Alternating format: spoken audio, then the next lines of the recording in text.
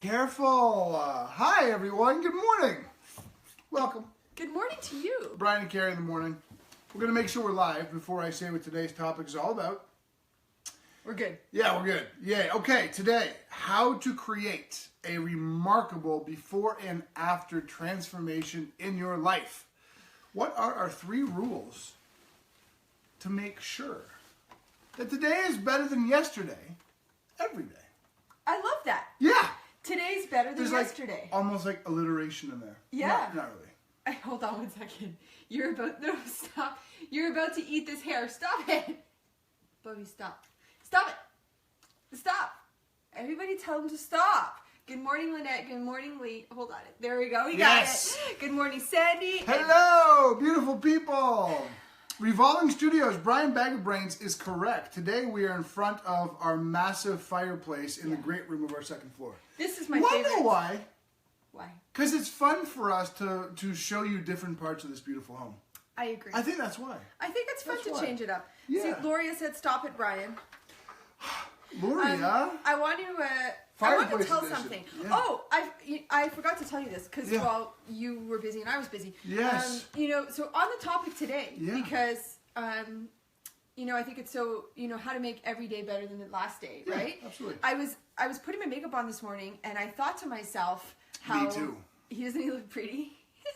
I thought to myself how with everything that we do, you and I do, for me, I never want anybody to wish they had our life. I want people to know that they can create it for themselves. Well, create the life they want. Really, create your life for yourself. Because that could have sounded like create our life for you, right? Create the life you want. And the reason I say that is because I think that sometimes so many people, sometimes there's people who talk, the big game, and you don't necessarily, connect to it the same way. I agree. Sorry. Because I want to say good morning to everyone now. This is what we do. Sorry, I wanted to share People are leaving because we're not saying hello, and that's there's an order to all of this. Off the order. I was sitting on that for half an hour. Yes. Anyways, so many people we haven't said hello to yet. Brian Bag of Brains, Billy Reuter. Krista Mahone Johnson, Mona, Lori says stop it, whatever. Yes. Michelle Adams. Oh, Lynn Brooker. Hi, Lynn. I'm so happy that you're here live today. That means she's not at work today. Tiffany Maxim, good morning, beauties. Good morning to you, Yoli. Wesley Thompson's with us again. Yes, and Brian Bag of Brains says that yesterday's video, our live stream with Maya, was fantastic. Oh, how fun. Brian, could you please extrapolate? Could you please explain? Could you elaborate? Elaborate why it was so exactly. Epic. Love it. I like this taking us around your home. It's really a personal touch. Well, you get to enjoy all the spaces that we get to enjoy. Absolutely. Hello, I was just about to flounce off. I love the whole UK, different languages. Right? Absolutely. Good morning, Karen. How are you? Today's topic, guys, how to create a remarkable before and after transformation in your life. Our 3 rules that you can apply today so that every day is better than yesterday. Yes. That's the key, right? And if you notice, this has been a bit of an evolution this week. Right? Because we started talking about spousal relationships and kid relationships on Tuesday. Right. And then yesterday it was a lot more about, interpersonal relations with yourself. Right? Today it's all about extrapolating or expanding upon that relationship with your spouse, with your kids, with yourself. Because I think that the whole before and after transformation syndrome is a really cool topic. Yeah, that a lot of people dig, So that's what we'll be talking about today. It's going to be awesome. Oh, by the way, don't forget, tomorrow, FUF. Fucked Up Friday. It's going to be fashion show. I can't wait to do it. I was thinking about that. Fashion show! We'll be back in our bedroom. Yes, I love it. Woo! Brian Sackler says that he enjoyed it because he liked hearing about the minimalism of our reading. Yeah, it's huge. Yeah. I read another 20 pages this morning, Brian. Yeah, so many people put the pressure on to read 50 books, right? 50 books in a month. And then you don't end up reading any books. Ain't that always the way it is? Good morning, Lisa Arsenault. So, are you guys excited for today's topic? We have 8 minutes left in this pre-show before we get rolling. I need to know. Are you guys excited? How to create a remarkable, not just but a remarkable before and after transformation in your life. Are you excited? I'm excited. Yes. I have personal reasons why Sandy I'm excited. Weinberg is already hashtagging FUFF. awesome. Fucked Up Fashion Friday, as per Chris Goldowski. I love that. It's perfect timing for Derek, he says. This is great. Yes. Oh, right on, Derek. Because Derek McQuinn, who is in Kansas City right now, you don't know. Don't no one know on Brian and Carrie in the morning right now. Derek McQuinn got engaged over the weekend. Oh, congratulations, Derek. Yes. I love that. I love it when people are in love. Everyone's excited for the fashion show. I know. And also, I love Brian Sakowitz's comment here. I'm great at buying books. Reading them? Not so much. But we can relate because like every title on Amazon or in the bookstore at the airport, the titles grab you. Oh, this. Oh, my God, this. Oh, this is going to change my business. This is going to change my life. This is going to change my fitness. This is going to change my relationship. And you get all excited and you don't read one fucking word. Or you're like me and every book cover is pretty. Yeah, well. I want that book cover. Nothing wrong with that. You know, look at all the congrats rolling in for Derek. I love that. We're celebrating as a crew. On the topic of fashion, because tomorrow's, FUF Fashion Friday this week, the funniest little thing happened. You think our crew knows us, knows me, okay? Right. Lisa Arsenault sent me a message this morning that had a picture of shoes. And she said in this picture, these shoes would look awesome on you. They're so amazing. To which I said to her, you want to know what's funny? Tiffany Maxim sent me that same picture like 2 years ago. That's epic. I was like, apparently these shoes are a must in my Everyone wardrobe. Thinks you would look great in high heels. They were high heels. And she does. She looks great in high heels. But there's a lot of reasons for that. Your physique, your elegance and the way you carry yourself in heels. But one little known fact that most of you don't know as to why Carrie Campbell looks so delicious in heels is because she has really sexy feet. Show me feet. Go ahead. Show me feet. Look at that. Look at that. I'm going to watch the monitor because we're on a delay here. I want to see the sexy feet. I almost fell off the bench. I'm going to watch. Here it comes. Here comes the sexy feet. You ready? There they are. Look at that. You see it? Am I wrong? And by the way, everybody, am I wrong? I am barefoot right now because if I'm not barefoot, I slide off of this bench. Because she's so unbelievably small. No joke, okay? You guys can't see the bottom of this bench right now? I'm sorry. I didn't interrupt. Okay. One of the best parts about our live stream last night was how Maya told us how you talk about the crew all the time. And I forgot about that. But Maya, Brian, that was ad-libbed. I had no idea she was going to say it. She's all of a sudden she's like, hey, listen, hold on, I got a point to make. And we were like, what the fuck? You kind of got to trust your daughter. It was so true. Yeah, it was. She knows all of you by name. She knows Tiffany Maxim lives in Connecticut. She knows that I call Brian Bag of Brains. Yeah. Right? She knows Connie's a witch. Yeah. She knows Lisa Draplook is actually Mama Draps. And that Mike Draplook is actually Papa Draps. Yeah. She knows Lisa Arsenault is the best baker in the world. Right. Like, she knows all these things because we talk about you people endlessly. Yeah, absolutely. Yes. I love it. And Shivitz. Oh. Was that sexy feet? Sexy feet, says Billy. Yes. So the point that I was just going to make really quickly is that I'm sitting straight up in this bench right now, and you need to know my feet don't touch the floor. Not remotely. Like, not remotely. Brian's got all kinds of, space, and here I am. I can't even sit. I dig Brian's t-shirt. Good tattoo ideas, right on. It is a great t-shirt. This is Lucky Strike, right? I can't tell if it's Head Rush or not. It's lucky. Okay. It's lucky, yeah. The reason I thought it was, I was going to suggest if it was Head Rush, I would say years ago. It was only like 5 years ago. So we both used to be professional models, right? I hated it. I thought it just wasn't me. But I did it for like 20 years. Yeah. And, you loved it because you're great at it. But I got hired. I want to tell the story of Head Rush. Google search Bree Condon. B-R-E-E. Bree, B-R-E-E, Condon, C-O-N, I think it's D-E-N. We should tell that story tomorrow? I'm going to tell that story tomorrow. Do you guys want to hear the story of me, Carrie, and Bree Condon? Okay, so you have, if you right? It was a nice three-way. If you want to hear the story tomorrow about that, let us know, say yes, but the prerequisite to be part of FUFF tomorrow is you have to actually Google search who Bree Condon is. There you go. Okay? There you go. So many more comments. Are they rolling or are they there? Hold on 1 second. Look up. There's more hair. That's my hair though that time. Where does the hair? All right, so it sounds like Chandra's the only one who wants to hear the Bree Condon story. No, there's a delay. It's gonna come. I'm telling you. Sometimes we just. All right, Lee says yes. Tiffany Maxim at 5'2", you're taller than Carrie, just for the record. I'm just saying. Brian Sackwood says yowza, and I have a feeling he's Google searched Bree Condon. Am I right? Brian, let us know. Good morning, Connie.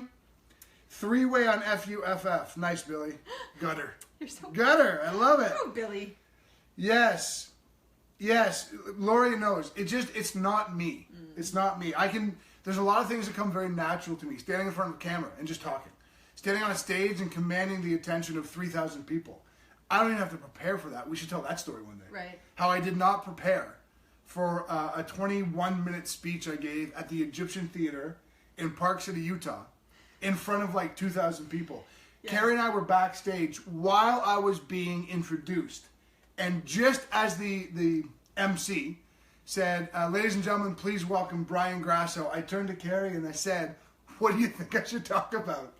As I was walking to the stage. There's so many elements to that story that are ridiculously crazy. Yes, Eliza, the headrest shoot, correct. I was going to say, what I was going to say about modeling, and it's one of those things that I think people take for granted, probably with a lot of different things, but anybody who has never modeled doesn't recognize actually how much work it is. It's incredibly tiring. It is. It's incredibly tiring. I've had some photo shoots where I've come home and been more sore the next day from a photo shoot than I was from a lift, 100%. A training session. It's not uncommon to be on a studio set or a set of some kind for 13 hours. It's not uncommon. And you're on your feet virtually the entire time. Yeah, it's one of those, like, it's not just stand in front of the camera and smile. It's a lot more involved than people realize. Absolutely. So, guys, we're about to get rolling.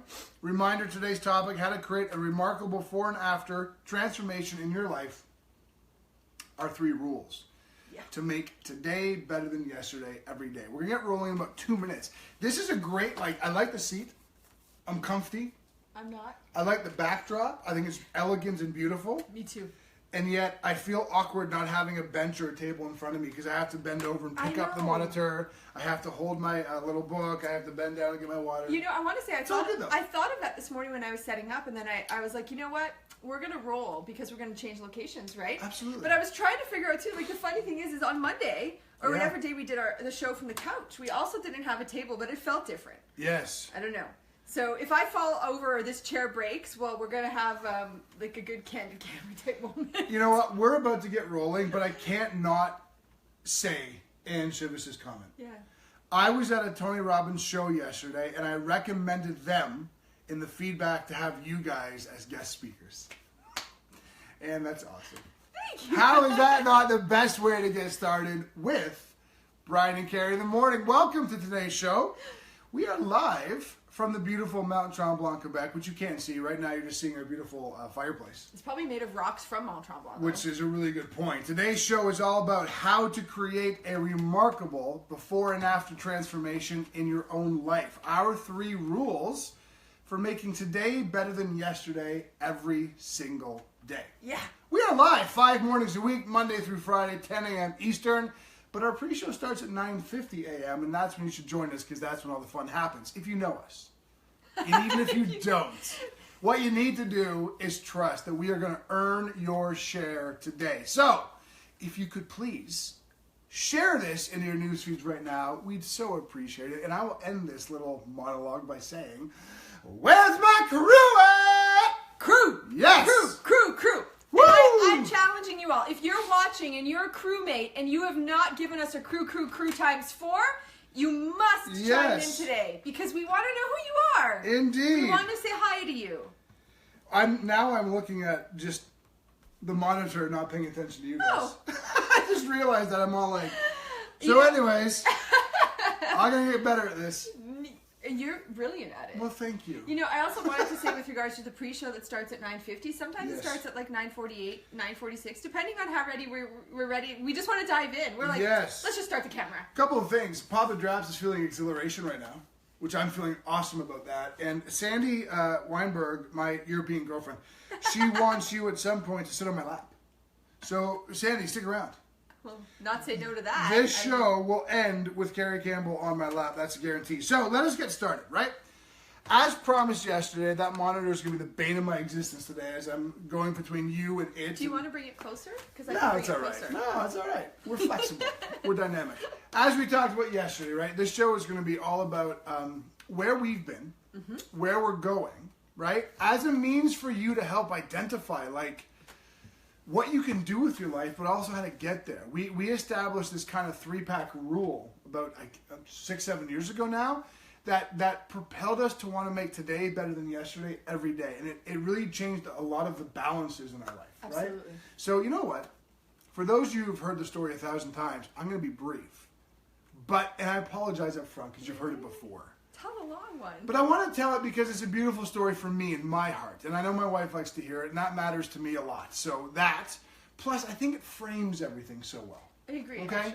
Yeah. So you have to understand the circumstances and the situation. I was living in Chicago, and I owned a company down there, and I had an entire life down there, and I had a girlfriend down there. And one day, this is back in 2006, this lady right here in Montreal, she contacted me and asked if I would come and do a weekend seminar for her staff. Now, this is very common at the time. I used to travel, believe it or not. I would travel about 47 weeks out of the year around the world to do 2-day live events. So, yes, I was very happy to book the event and started creating the logistical details with this lady who actually watches our show. She was on yesterday on a regular basis. A lovely lady. So anyways, as the story goes, myself and my girlfriend flew from Chicago to Montreal. And we got here. The organizer of the event picked us up from the airport, drove us to a restaurant just outside of Montreal, and we sat there, or stood there really, in the parking lot for about 20 minutes because all I kept hearing about was, we're going to be joined at dinner tonight with my assistant. Her name is Carrie. You're going to love her. She's a sweetheart, blah, blah, blah. So we're just making small talk in the parking lot of this restaurant in Lachine, Quebec, not far from here. And all of a sudden, from across the parking lot, I see this woman walking towards where we're standing. And I was absolutely mesmerized. Believe it or not, the first thing that caught my attention was her elegance, the way she carried herself from her car, walking towards us. The second thing that caught my eye were her eyes. They were sparkling, bigger than her smile was, and it didn't take me long to realize that she was actually smiling at me, which was disconcerting because my girlfriend at the time was standing right beside me, right? So here I am, tongue out of my mouth, looking at this wondrous creature in the distance smiling at me, pretending I wasn't. But as this beautiful woman started walking towards us, I realized that I think this is actually Carrie, who I kept hearing about for the past 20 minutes, and it was. So we made quick introductions. We went into the restaurant that night. Myself, Carrie, my girlfriend at the time, and the organizer of this event had a beautiful Italian dinner. And I tried with all of my power to not just stare at Carrie Campbell the entire time, right? Odd, interesting part of the story is that when we got dropped off at our hotel, myself and my girlfriend that night, as soon as we got out of the organizer's car and into our hotel room, the first words out of my girlfriend's mouth were, "Wow, Carrie Campbell's beautiful." And can I tell you my response? Really? I didn't notice. Because I'm not a stupid man, right? I'm not dumb. So anyways, the rest of that weekend was spent with me on stage teaching this seminar to a whack of people. Carrie Campbell sat front row. I flirted the entire weekend. Understand, by the way, and this is part of the story that I get very emotional about. I had a girlfriend at the time and she was with me. Carrie was married at the time with 2 kids. And one of my favorite memories of this weekend in 2006, okay? And for those of you who know us and have been around for a long time, you know the relationship I have with my stepson, right? You know the relationship I have with Chase. And you know the relationship I have with my stepdaughter. You know everything about my world with Maya. These are my best friends in the entire world. My sun goes up and down. Like the sun in the sky goes up and down based on Maya's smile. Like these are my kids in my heart, and I can't fathom them in any other way. But one of my most emotive memories of that weekend in 2006, and we actually have photos, right, is me holding Maya when she was 17 months old. A little baby who didn't know me from that guy. Here I am holding her in a photo. And not too many minutes later, I passed Maya off to my then girlfriend, and I went and played soccer with a 3-year-old Chase. And we have photos of that as well. That's some of the most stunning memories I have of that weekend in 2006. So fast forward, okay? That was my only introduction, connection, communication to Carrie. That was it. As it turns out, in 2009, in the summer of 2009, I'm driving. This is 6 years later, right? 6 years later. I'm driving from Chicago, where I still lived, to Minnesota to do a seminar. I was a bit of a renegade back then, so I thought, the seminar kicks off at 9 o'clock in the morning. It's a 6-hour drive to where I'm going, so I'm going to leave at 1 o'clock in the morning to avoid all the traffic. And just show up, not have slept, deliver a great seminar, drive 6 hours home, and then I'll go to bed. Okay, that was me at the time. So here I am driving through the backwoods of Wisconsin. 2, 3 o'clock in the morning, no one's around. I'm in complete farmland. There are no street lights on the road that I'm on. It's pitch black. I don't even so much as see as lights in the windows of homes around me. When all of a sudden, in the moonlight din, I watch a deer sprint across the street, connect with me head on. I was driving a Toyota Yaris. At that time, if you're familiar with a Yaris, I can pick one up. That's how not big a car these things are. So my car does a couple of somersaults, lands back on its 4 wheels, and there I am with a totaled car stuck in the middle of nowhere, Wisconsin, 3 o'clock in the morning, and no cell service. So I get out of my car and I basically walk for about 45 minutes. Understand, there are no homes. There are no farms. I'm walking in the pitch black at 3 o'clock in the morning just trying to find a cell signal. Why do I tell that part of the story? About 2 months after that accident, which was devastating, my car was totaled. I walked away with just some bumps and bruises, but nothing more. I was sitting in Chicago in my apartment with my roommate. We were talking about love. And my roommate said to me, have you ever been in love with a woman and not told her? And the reason we were talking about that is because my near-death experience in that car in Wisconsin at 3 o'clock in the morning, that one fateful day, some 2 months before. So I said, yeah, I have been in love with someone and never told her. And my roommate said, well, tell her now. Well, Carrie Campbell got a private message on Facebook that day. And I told her I had been in love with her since 2006. And that I had no expectations and I had no agenda for why I was messaging her, but I wanted her to know that when someone feels the way I felt about her, I should not go to the grave with that feeling in my heart, and she should not ever go to the grave without knowing what was in my heart. And that's how we became a couple. That's the story. Okay, so I'm going to add a little bit, but the first apparently thing people like that story. People are crying. 1 second. People are crying. Michelle Adams says she's never heard this part of the story before, so that was new for her. Good. Sandy wants to know my side of the story, so I'll share that in a second. And Aunt Shiva says it's refreshing to hear a male speaking like this. And I love that. I love that comment because I couldn't agree more. Men should be more manly. They should love their wives. So this is always, remember we were joking yesterday, this is always the part where I pick up the story and tell the rest. Yeah. But let me just give you a really quick backtrack for me, Steve Vanessa wants to know where it went after that. Yeah, so I'll tell you where it went after that. Let me just go back really quickly though to 2006. Because in 2006, I was in what I would call a difficult place in my life. And things were very straining, very stressful. Maya was 1, Chase was 3.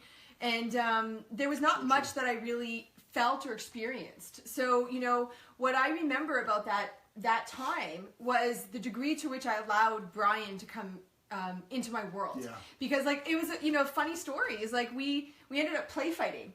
And Brian picked me up. In 2006. In 2006. That was me flirting. Yeah, he picked me up and he threw me over his shoulder and he was twirling me around. Yeah, I did. And we played soccer. I just wanted to touch her. We played soccer and he stepped on my shoes and got my new shoes all dirty, I remember. Yeah, I remember but that I think the thing for you to understand is that for me that was really outside of what would have been my comfort zone at the time with where I was in my life. So that's kind of my memory of that experience. And then in 2006, no, in 2009, when I got this message from Brian Grasso, because he first said, he was very polite. He asked and said, he messaged me and said, can I send you a message? And I was like, so I said, of course, The funny thing is that I remember telling my girlfriend who was living with me at the time, I remember saying to her, I was like, you know what? I was like, he's got a crush on me. And I have no idea where I came up with that thought. You weren't altogether wrong. We had no communication whatsoever. There was just a feeling I had. And you have to also understand this side of it. Brian at the time was sitting as the founder and the CEO of the International Youth Conditioning Association, which was the fitness organization I was certified under. So in my eyes, he was the youth fitness guru of the world. Well, I was. That was kind of a big deal. Yeah, right? So for me, I was I had no idea where this was coming from. But anyway, so you guys all still out there, by the way? I'm not getting a whole lot of hearts and comments. Carrie's Carrie's not told a lot of this part of the story from her angle. Yeah. I want to know you're digging it. Sorry to interrupt. No, it's okay. So, you know, when I got that message, I knew that there was something there, you know, and I had really turned off love from my life. Yes. I had started to welcome it back into my world, but the way that the story goes is he sent me that message. I received it on a Saturday morning. Yep. It was my mom's surprise 60th birthday that weekend that I was organizing. So I didn't even have the time to really get back to the message properly. And if you know me, you know I take time to respond to those things. So we messaged back and forth a couple times. And then he asked on Monday, you know, would it be possible to get on the phone and talk? Yep. And so I said yes. So the Can rest... I tell you a quick interlude story about that? We had messaged that entire weekend multiple times a day. Yeah. And it was like Monday morning, I finally sheepishly said, by the way, like, I'd love to hear your voice. Like, is it okay if I ask for your phone number? Her reply was, what the fuck took you so long to ask for that? I remember that to this day. That was awesome. What the fuck took you so long to ask for it? Oh, I remember our very first, when I remember answering the phone and it being your voice. Yes. I remember that so well. I Anyways, remember that too, yeah. I was like, hi. That's exactly what I did. Anyways, so we ended up talking the first night on the phone from 9 o'clock at night until 5 o'clock in the morning. Yes. We didn't get off for anything except for maybe a pee-pee break. Yeah. Like, think about that. We spoke from 9 o'clock at night till 5 o'clock in the morning. Yeah. We did that for 3 consecutive nights, messaging through the day. And the way the story goes for me is that on the first night, we believed that this might be it. And on the second night, we had decided that this was it, and we were going to make it happen. And then on the third night, we started planning. Can I tell a quick funny story about those 4 nights of phone calls? Yeah. Because it really was 8 p.m. till 5 a.m., 3 nights in a row. Okay? You got to understand, I was CEO of a very large organization, so a lot of like the operations of that organization, I had nothing to do with. Accounting, billing, it just didn't come across my desk, right? Additional to that, I had a cell phone that was owned by the company, right? But I didn't know what the plan was. Meaning, I didn't know what my cell package was. The CEO, he's not or she's not the guy or the girl who calls people in Egypt. Like, you know, we had staff for that. So it was determined that my cell phone package made more sense if it was local. Yeah, someone should have informed me. Because our chief... what was his title? Chief Financial Officer. CFO. Our Chief Financial Officer calls me on a Thursday morning from Kentucky. He's got this great accent. He goes, hey man, what's up? I was like, I'm good. How are you? He goes, oh, I'm good. I got a question for you. I said, what?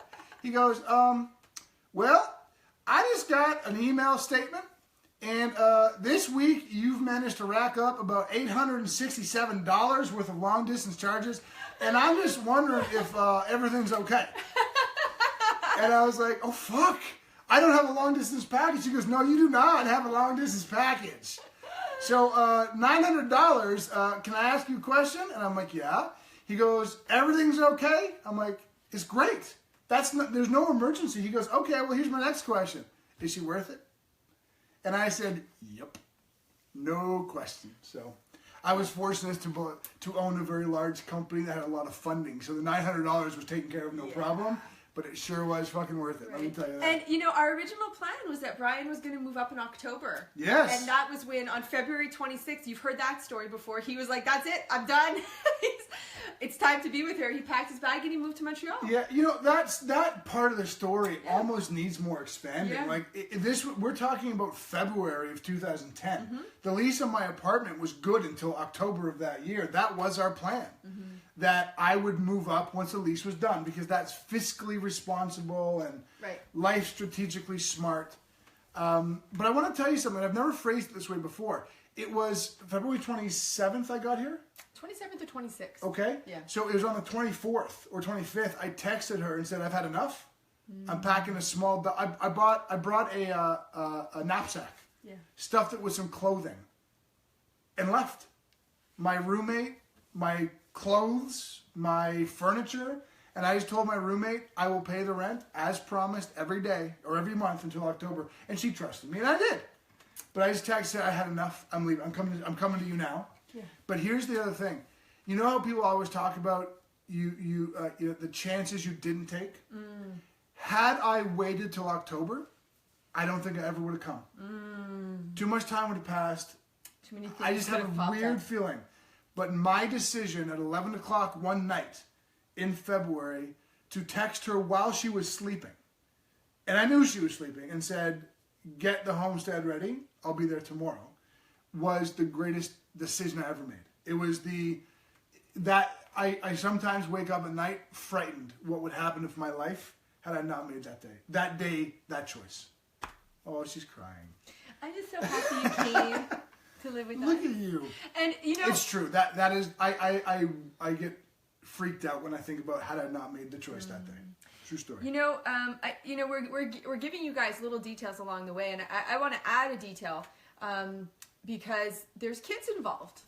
Right? And I think that's actually one of the details we don't talk about very often. Yeah. And a lot of people ask us, like, how did that go with the kids? And you have to be honest with you, it was brilliant in the sense of, like, we were a family from day one. We were. We were a family before you moved. Yeah. We had a very, a smart integration, you know? Sure. Because up until the kids did not know anything about my romantic life. Like, they did not know when I was dating somebody or not dating somebody.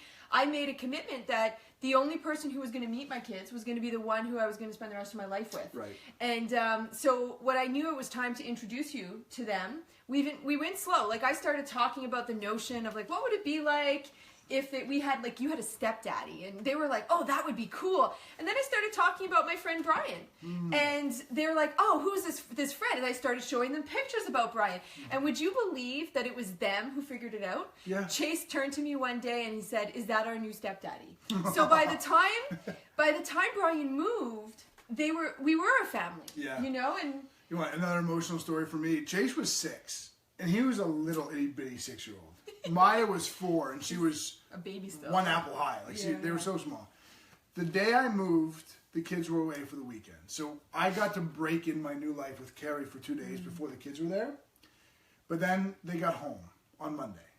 Chase first, and it was a nice surprise, and it was a beautiful first moment. But it's not even the first moment I remember the most. Okay, half an hour after that kid got home, right? And we were just talking and playing, getting to know each other. Carrie says to me, do you want to go upstairs and get a quick bite to eat? And so I said, yeah, that sounds great. And so, Chase came with us, right? And he said to Carrie, he said, Mommy, pick me up. And this is emotional. He wanted to be put on the breakfast bar countertop. Mm-hmm. As soon as Carrie put him down on the breakfast bar countertop, Chase left one arm around Carrie, then looked at me and opened his arm and said, come here. Do you remember that? So a little 6-year-old boy saying to me, "Come here," and he gave us like a family hug. A family hug. Woo! That one hit me. And, damn. And wow. So I'm layering now on purpose. So now I want to add this. I was a single mom for 2.5 years. Yeah. And was used to doing things on my own, and was very independent, and didn't really know how to ask for help. I wore that Superwoman cape very well, and everything was in my control. Brian was a bachelor living in Chicago who, didn't even ever think about having kids, let alone... I never wanted kids. Right. Moreover. And now, my life without these two, I would want nothing to do with it. Let alone moving to a different country and then moving in immediately, right? Sure. Like, so the reason I'm saying all that is because we talk about this all the time, right? Like, jump off the cliff. Sometimes you just got to jump off a cliff. Yeah. And that's, I want to say more than sometimes. I think you should always jump off a cliff. That's my personal opinion.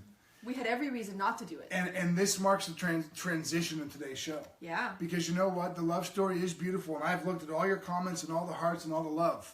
And we appreciate it deeply. Like, we share these intimate moments with you because you're so part of the crew family, right? I've never shared the tears of me talking about the day Chase, said, come here. Like, that's, I've never shared that publicly before. And I have Maya stories that equate to that one. But the transition. So we appreciate the love. We appreciate your receiving our story. But you know what? There's another part of the story, and here it is. The first 2 years were rife with challenge. The number of times I packed a bag and was walking out the front door to leave, to move back to Chicago, probably totaled into the 10 or 11 times. The number of times we had days upon days upon days upon days. It bled into weeks sometimes of confusion and anger and what the fuck have we done conversations. They total into the dozens upon dozens. Yeah. The first 2 years were more challenging than you could possibly imagine. Yeah. Possibly imagine. Yeah, And that's the important part B. Yeah. Like, we love the love you're sharing with us. We love how we love sharing this story. But we also want you to understand that we were not born with silver love spoons in our mouth. No. Right? The front end of the story, which is what most people tell you in their books and when they're on stage or in their videos, that's the front end of their story. And you love that. But what's the back end of their story, and how many people really share that? Absolutely. That's what we want to share today, and it preaches into the transformation of before and after and how we established our 3 rules. I mean, absolutely. I often say that you fall in love, but you create a relationship. Yes. And, that was a term I coined after we went through all the shit, to be honest with you. But, I want to say this properly because, I think so many people go through it where they fall in love, they experience the euphoria of that moment. Yes. And then, and the reality is when that happens, you are in that, free nature state of life and bliss, and you're Right. presenting, I wasn't misleading Brian, and Brian wasn't misleading me when we Yeah. were in those 3 days and that leading up to it. That's what we were at the core of our being. Yes. But then we move in together, and life's little situations and circumstances and Yeah. challenges, and you have to create things. You have to do things. It's like having the really great business idea, but then having to go and execute it. Right. The execution is where you get detoured. The idea right? is the love story. Right. Making it work is the execution, and that's where think about your own goals. Yeah. Weight loss, creating a business, think about your own goals. How often does the idea create love and passion and excitement, but then you put it into practice and you hit a wall? Absolutely. We hit the wall. I almost left 10, 11 times. We had to sell Carrie's, we both had a car, we had to sell Carrie's car just to pay our mortgage 1 month. This is way back in 2010. We have seen it at the worst ends. Yeah. We have seen it at the most tragic, sad, angry, frustrated ends. Yeah. So what does that all have to do with you? Because before we give you the 3 rules of how to make today better than yesterday every day, which is the most remarkable before and after transformation you could possibly imagine. What does all this have to do with you? Well, for us, okay, let me paint a picture. That's where we came from. Mm-hmm. The love story, the challenge, the difficulty. And we could give really honest examples of those 2 years. Mm-hmm. We have, and we could do it more. But that's where we came from, where are we going? Well, here we are in 2017. I want to say this right now, okay?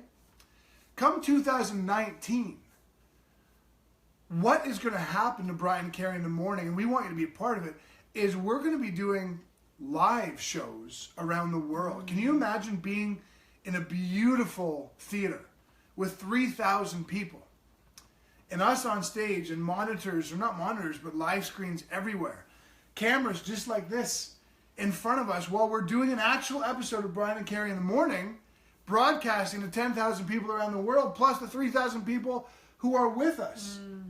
And then at the end of that episode, the audience, which we hope you're part of, gets us for 3 more hours, telling stories and giving ideas and thoughts and how do you do this? That is where we're going. See, that's how we build our life. We know where we came from. We talk about it ourselves a lot. Yeah. We mind that gap often. Mm-hmm. But we also forecast in the future. We know where we're going. We make every day today matter to help get us there. We've adopted you. The timing couldn't be better. Maya, our daughter, she was on a live stream with us last night. Yeah. And she did impromptu. I want to tell you guys, you have no idea how much my parents love you. They talk about you all the time. We do. The crew is our adopted family. Mm-hmm. You're our adopted family. So much so that on Saturday, May 6th, we've opened our house and invited anyone in the crew who wants to come and spend a day with us to come. Yeah. And I think, if I'm not mistaken, 13 people are confirmed right now. Yeah, Steve and Tammy Montfinesse just booked their hotel room from Chicago. Guys, people are coming from Chicago. Lynette's coming from Ohio. Yeah. They're coming from Nova Scotia, which, if you're not part of Canadian geography, it's not close. That's a long way. Yeah. Like, that, the crew, this is our family, and we are going to build this thing together. And that is how we think. That's how we feel. That's how we talk. That's why our daughter says impromptubly on a live stream, by the way, guys, just so you know, my parents love you to death. They talk about you all the time. This is where we've been, but this is where we're all going together. Yeah. You know, I want to share something off of the Did I get love for all that? You got lots of love. I'll pass this to you. Look, we've Sure. got a system, right? Back and forth now. I want to share something off of that. And it was something that I experienced, that I wrote about this morning in my own morning time, and you're going to remember this. Yesterday on the show, Dana Powell was really hitting some powerful emotional chords with us with some of the things that she was sharing. Tiffany, you better get here. Sorry, go on. With some of the things that she was sharing. And then we received a bunch of really powerful messages from crew members yesterday, where the crewmates were like saying, you know, thank you for, you know, making me feel like I'm not alone and not isolated, and that, you know, I found my tribe, I found my family. And like, there's no way to ever really express to you guys what that provides, like what that gives us in our hearts, right? Like, I mean, we've talked about this before, that my inspiration statement is John and Yoko, right? So we're creating movement and change together, and love is driving this whole thing. This morning, I was reflecting on the fact that last night, as I was putting my head down, I thought to myself, like, and this is really coming from a humble place, so I hope that it's received that way. I suspect it will be. Sure. I thought to myself that there's people around the world right now who are closing their eyes tonight, feeling a little less lonely, a little less isolated, a little less scared than they were the day before because of this crew that we've created. Are you one of those people? We'd love to know if you feel vulnerably like you could share that. We'd love to know if you feel like you're one of those people. Yeah, and it was an overpowering feeling. So I had no end to that, but like, yes, this is where we're going. Yes. And we're bringing you with us. This is not us. This is all of us. All of us. So look at Robin says, "Fuck yes, I love it." Brian Sackowitz, guys, do you want to be at our show in 2019? I also want to know the answer to that question. Yeah. So let me say this. Let me move into a couple of things. Okay. Yeah, you go. What are these 3 rules? And they're very basic. We've talked about them all, but they became our Bible in so many ways about 6 years ago now. Okay. The 3 rules to make today better than yesterday every day, to keep you moving forward, right? Here's the first one. Are you ready? Commit to love and compassion. Commit to love and compassion.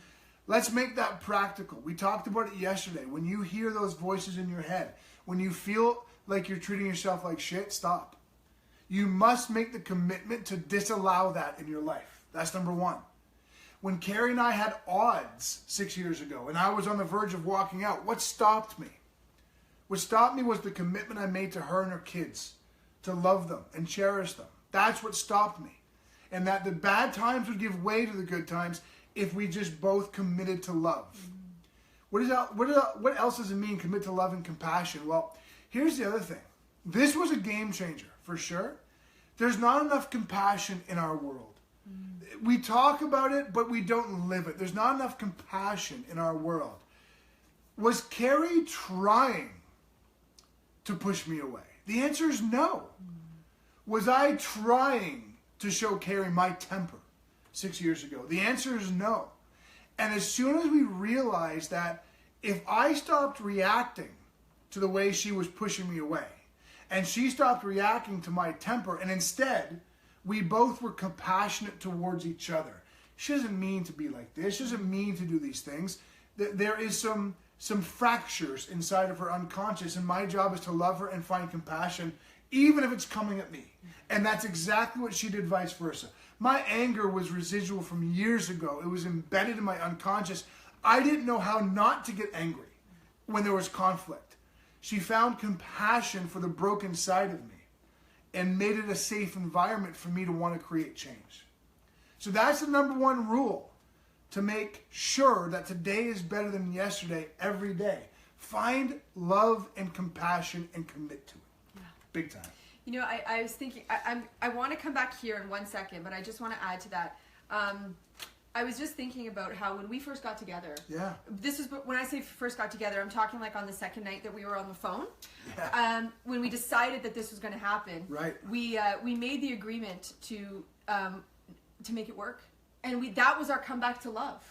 Right? That was our making sure that we were coming back every single time. Every single time. And before you go to 2, can I read a couple of these Please, things? yeah. So, you know what? If you're watching today for the first time, and you're like, what's this crew all about? You have got to become a part of the crew. Which, of course. You know, because, like, there's a lot of crew talk. This is a crew love fest, and I'm about to share 3 things that, like, I don't know if you saw me tearing up. No, I did, yes. But, I thought it was because of what I was saying. It wasn't, but I love what you were saying.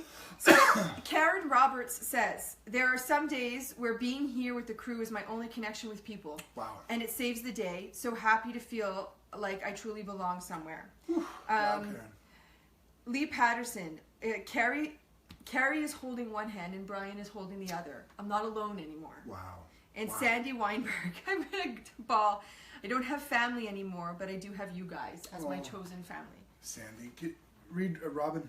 Robin and Hanley. Sandy, I love you so much, my European girlfriend. I'm telling you two, honest to God, and heavens above, that you two have changed my life more in the last 6 months than I've ever been able to do on my own. There is not enough hearts and love in the world to show you that. One day, the hug I will give you both will show you how much you helped me become a better person and change me. Like we said yesterday, you have no idea what these words mean to us. Yeah. They inspire us to do more, to serve you better, to find ways of doing just that. So, mad love for you all. I almost feel silly going on to rule number 2 right now. But in the interest of your time, rule number 2. So rule number 1 is commit to love and compassion. Okay? Rule number 2, increase your self-awareness.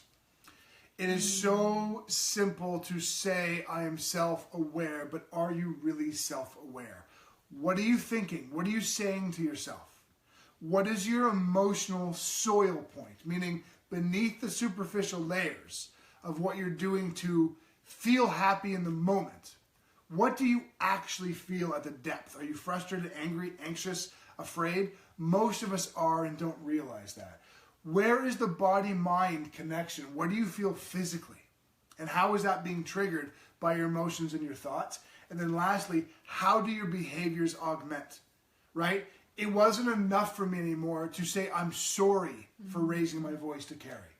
I had to commit to being self-aware and understand the trigger factors that were happening in me that caused me to raise my voice and learn to interrupt them before I actually did it.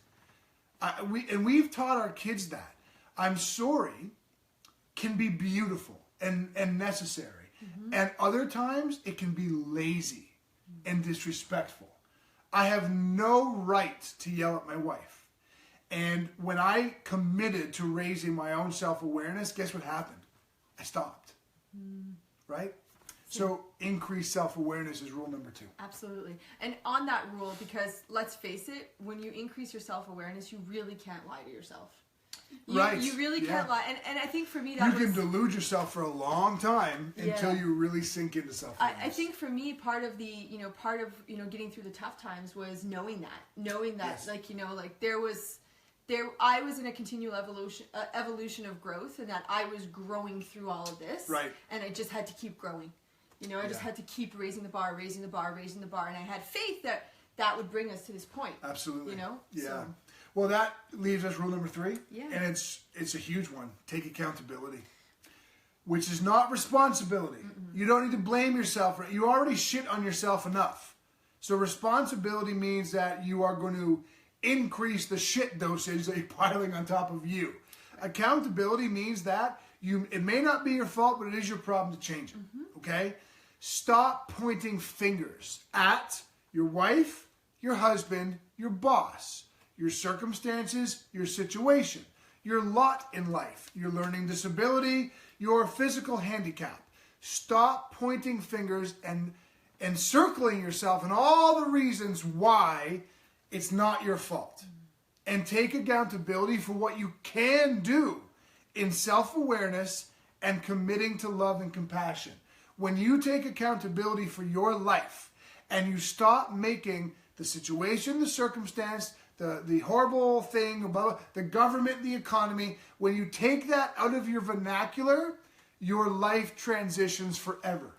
6 years ago, we made a commitment every single day to increase our self-awareness, to extend compassion and love to each other, and to take accountability. And not a day went by where we didn't end the day by enumerating to each other what we had done on those fronts that day. And that is what made tomorrow better.